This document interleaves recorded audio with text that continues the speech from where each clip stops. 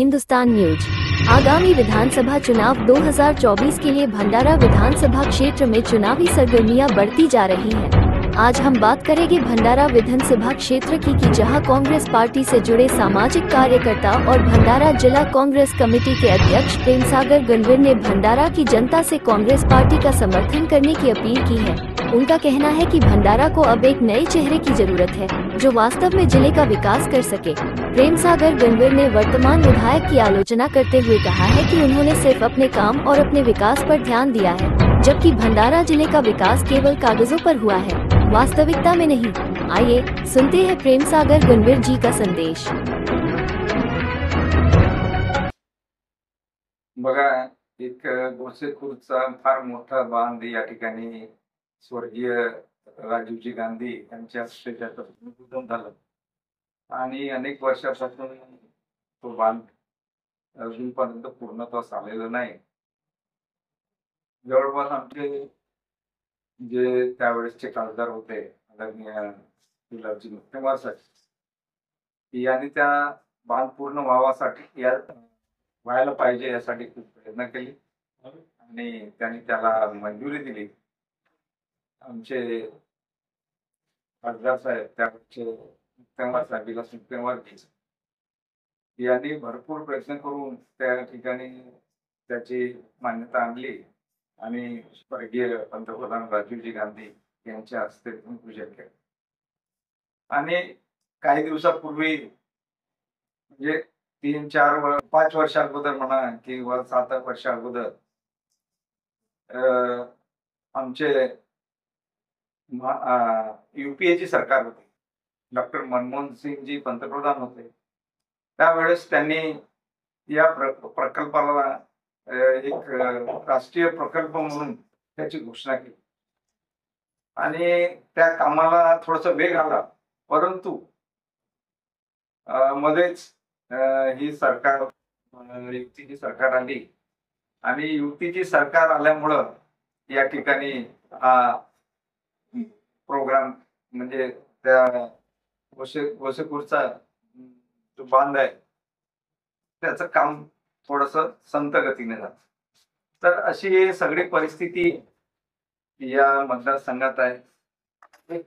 खूप दिवसापासून अड्याळ तालुका व्हावा, कारण पवनी आणि भंडारा हे दोनच तालुके या विधानसभेत येतात आणि अड्याळ हा तालुका व्हावा म्हणून नागरिकांची खूप वर्षापासून मागणी, परंतु अजूनपर्यंत या ठिकाणी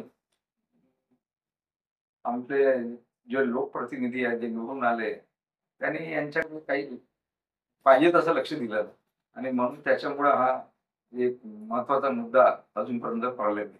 भाऊ, एकंदर परिस्थिती बघता आपण हे बघतोय की लोकसभा निवडणुकीनंतर महायुतीमध्ये जे पराभवाचा त्यांना सामना जे करावा लागला त्या बदल्यामध्ये ते काँग्रेसमध्ये एक उत्साहाचे वातावरण आहे। काँग्रेस आता सध्याच्या स्थितीमध्ये ऍक्टिव्ह आणि ऍक्शन मोडमध्ये आहे।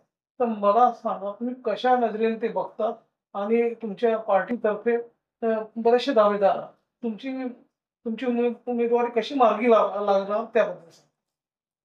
बघा, आपण म्हटलं की इंडिया आघाडीची जे या लोकसभेमध्ये जे उमेदवार निवडून आले याच्यात सगळ्यात महत्वाचा मुद्दा म्हणजे 10 वर्षाची युतीची सरकार आली, मोदीजींची सरकार आली, त्या सरकारमध्ये नुसतं यांनी भूलथापा दिल्या। आज किती मोठे प्रश्न या देशासमोर आहेत।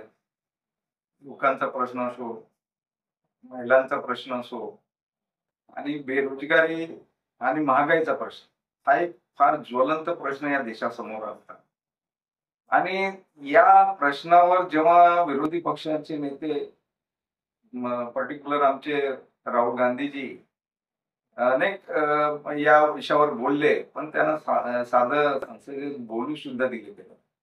एवढंच नाही तर ते पंतप्रधान आमचे राहुल गांधी जेव्हा ते या विषयावर बोलतात तर त्यांचं सदस्य सुद्धा रद्द या सरकारने केलं आणि ही सगळी बाब ह्या देशासमोर आहे। राहुल गांधींनी जो पदयात्रा केली या देशामध्ये आणि लोकांना समजावून सांगितलं. मला तर वाटते की ह्या देशातले जे पहिले नेते आहेत, आतापर्यंत जे झाले असतील, परंतु ते पहिले नेते आहेत की ते सर्व स्तराच्या लोकांना त्यांनी भेटी दिल्या आणि त्यांच्या समस्या जाणून घेतल्या आणि याचाच फायदा आताच्या इंडिया आघाडीच्या सरकारला मिळाला आणि जास्तीत जास्त ते आमचे उमेदवार निवडून आले. आता ही परिस्थिती जी लोकांनी तयार केली, लोकांनीच आपल्या हातात हे इलेक्शन घेतलं.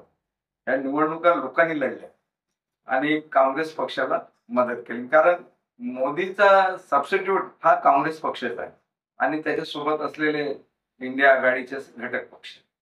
तर या परिस्थितीमध्ये आता जी विधानसभेची निवडणूक समोर आहे आणि या निवडणुकीमध्ये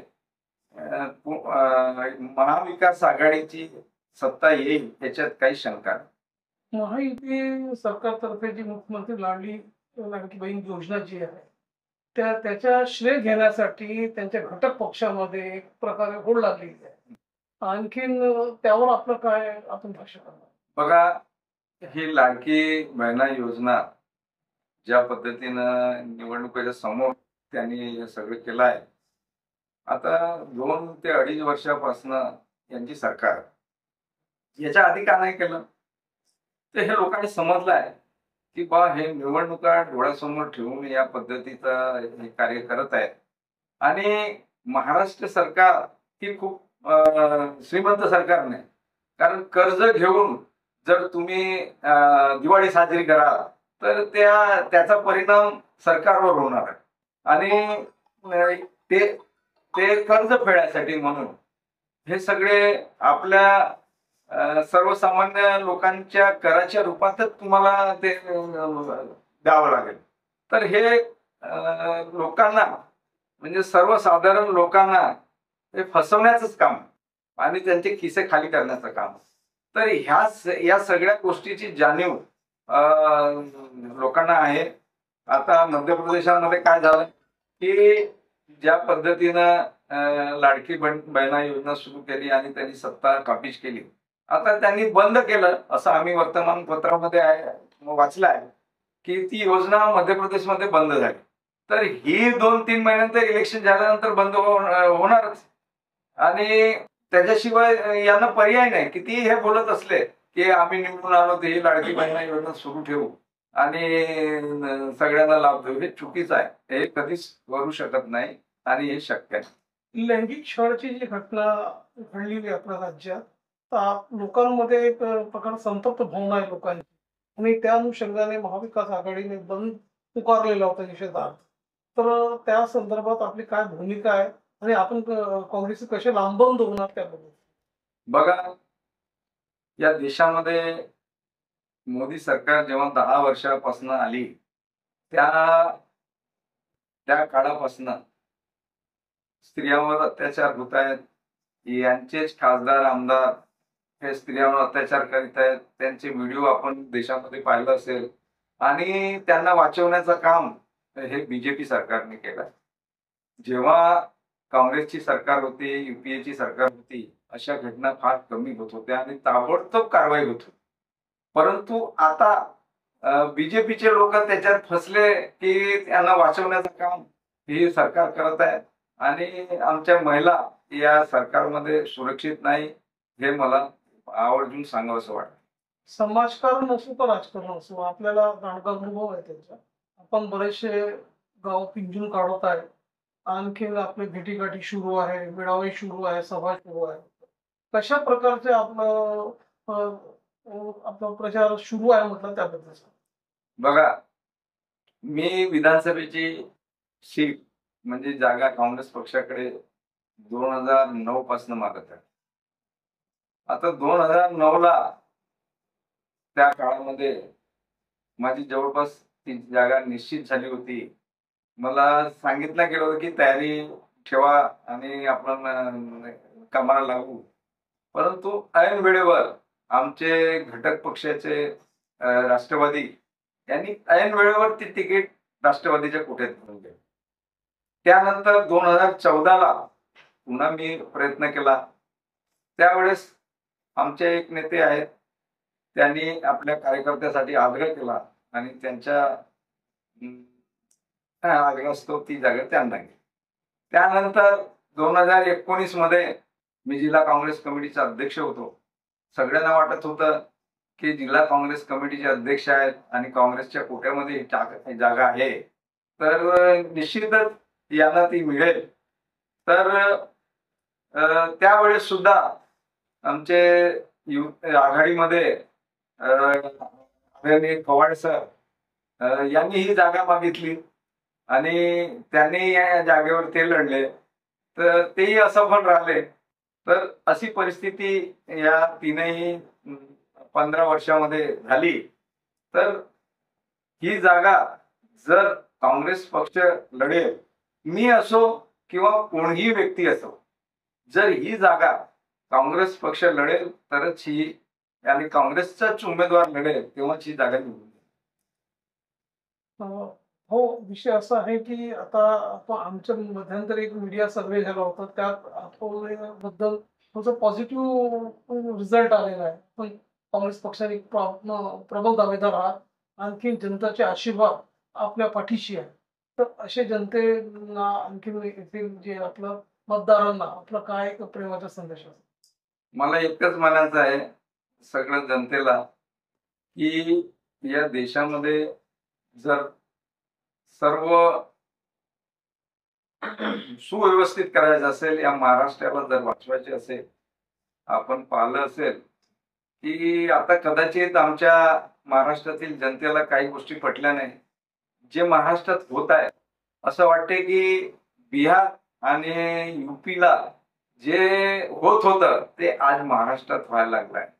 आणि ही बाब महाराष्ट्राच्या जनतेला अजिबात पसंत नाही.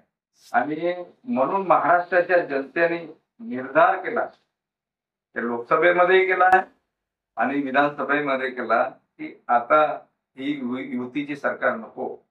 कारण ही 50 खोकेवाली सरकार अजिबात या महाराष्ट्रामध्ये चालणार नाही.